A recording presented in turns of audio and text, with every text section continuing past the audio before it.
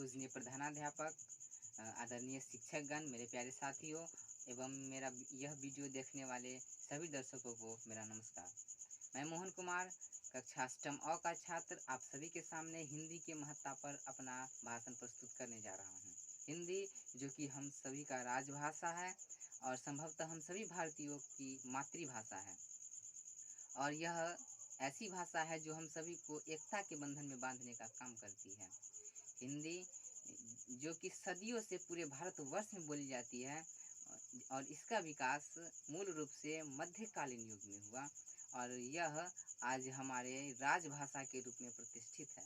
इसका महत्व आप इस बात से समझ सकते हैं कि आप एक अंग्रेजी के वक्ता से अधिक अभी मेरे बातों को समझ पा रहे हैं। क्यों? क्योंकि मैं आपसे अभी हिंदी में बात कर रहा हूँ।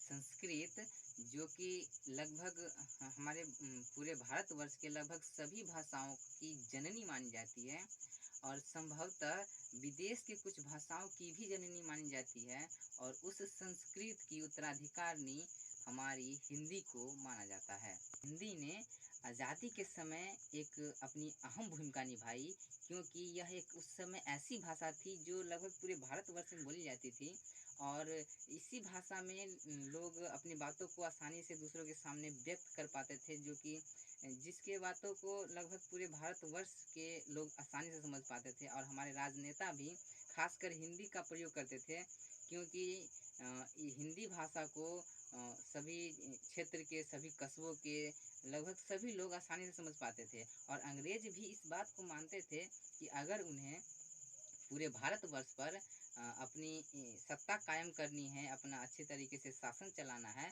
तो उसके लिए उन्हें हिंदी सीखना होगा।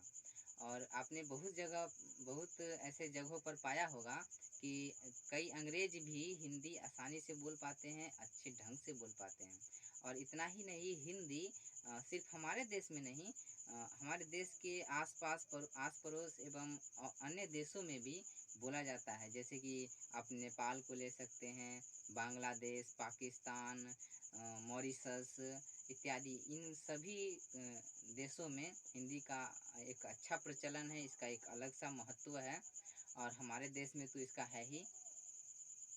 समय स्वतंत्रता संग्राम में अन्य भाषाओं से अधिक हिंदी ने अपना एक महत्वपूर्ण भूमिका निभाया, क्योंकि उस समय हिंदी भाषा के कारण हम सभी भारतीयों को ऐसा अनुभव होता था कि हम सब एक हैं, और यह हिंदी भाषा हम सबको एक एकता के बंधन में बांधने का काम कर रही थी। वैसे तो हिंदी का महत्व सदियों से हमारे जीवन में रहा है। हमारे पूर्वजों ने भी इसे बढ़ाने में अपना योगदान दिया। हमारे बहुत सारे ऐसे कवि हुए, लेखक हुए, जिन्होंने हिंदी भाषा को अंतर्राष्ट्रीय स्तर पर विख्यात किया।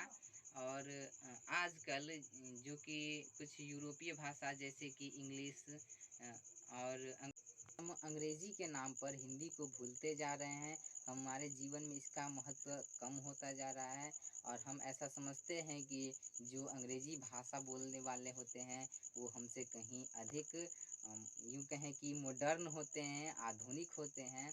तो इस मॉडर्न आधुनिकीकरण के नाम पर हम अपने संस्कृति को भूलते जा रहे हैं। हम अपनी भाषा को कम महत्व देने लगे हैं। तो मैं आप सबको बता दूं कि भाषा, असली भाषा, वास्तविक भाषा वो होता है जिससे हम अपनी बातों को किसी के सामने रख सके, जो कि सामने वाले हमारी भाषा को अच्छी तरीके से समझ पाए। वो असली भाषा नहीं है जो कि हम किसी के सामने बोलते जाएं और सामने वाले हमारे बातों को समझे ही नहीं। जैसे कि यूँ कहा जाता है कि भैंस के आगे बीन बजाए, आपने तो ये सुना ही होगा ये कहावत। तो इससे हमें पता चलता है कि हम अपनी संस्कृति में जी रहे हैं, तो हमें अपनी संस्कृति को आगे बढ़ाना चाहिए।